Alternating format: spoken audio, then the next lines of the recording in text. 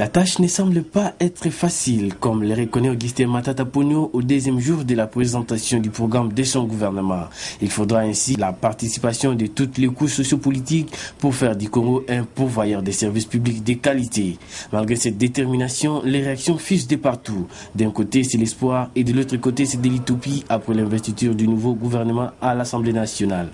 Ce qui soit évident, toutes les réactions reviennent au final sur un point: que l'équipe gouvernementale se mette sérieusement au travail en y injectant une dose importante du sérieux.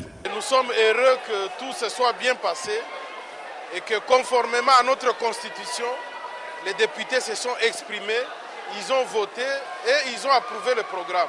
Les débats étaient serrés et sérieux. Je pense que si on arrive aujourd'hui à approuver le programme du gouvernement et à l'investir, c'est que ce programme a retenu la meilleure attention des députés et donc c'est un bon programme pour notre peuple et notre gouvernement. La marche des institutions est optimale pour le moment.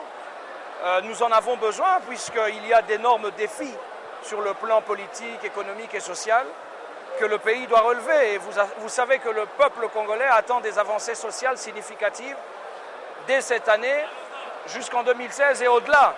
Donc nous avons besoin que les institutions fonctionnent, parce que ce sont les institutions publiques en général et les institutions politiques en particulier qui font avancer un pays par l'encadrement du développement économique et social qu'ils assurent.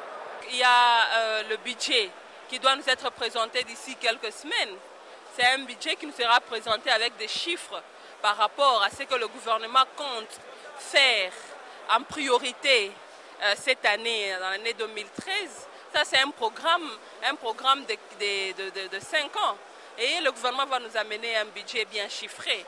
Ce que nous voulons, ce que nous attendons de ce gouvernement, on peut bel et bien vous amener un programme très bien chiffré. On peut bien vous amener un programme avec des diagrammes, des chronogrammes, comme les autres le souhaitent. C'est bon. Mais si les actes ne sont pas concrets sur terrain, si les actions ne sont pas concrètes et ça ne suit pas sur terrain, c'est nul. Ce que nous voulons, nous ne voulons pas aller de gauche à droite, nous voulons que ce gouvernement puisse se mettre en œuvre, quitter le bureau, quitter leur fauteuil, descendre en province, descendre dans les territoires pour travailler et que la population sente réellement qu'il y a un changement dans la République démocratique du Congo. Je suis très content que le Premier ministre ait été investi avec son gouvernement. C'est notre Premier ministre, il faut qu'on aille vite. Les autres disent le peuple d'abord. Nous nous appliquons ce slogan, le peuple d'abord. Il faut envoyer très très vite le Premier ministre au travail, lui et son équipe, pour qu'il résolve les problèmes des Congolais.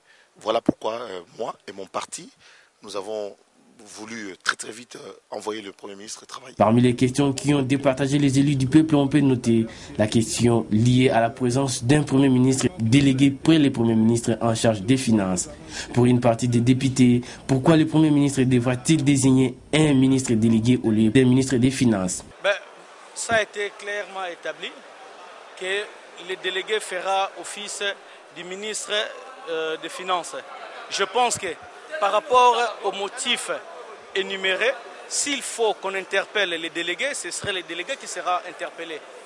Mais par contre, s'il s'agit d'interpeller le Premier ministre en ce qui concerne les questions des finances, c'est lui qui sera interpellé. Il ne faut pas que ce débat occulte cet aspect qui est fondamental, qui est plus important que le reste. Une autre question était celle liée à la sécurité, surtout la situation sécuritaire à l'est de la RDC. Là, le Premier ministre a apporté une précision en affirmant que son gouvernement va faire de la sécurité une priorité.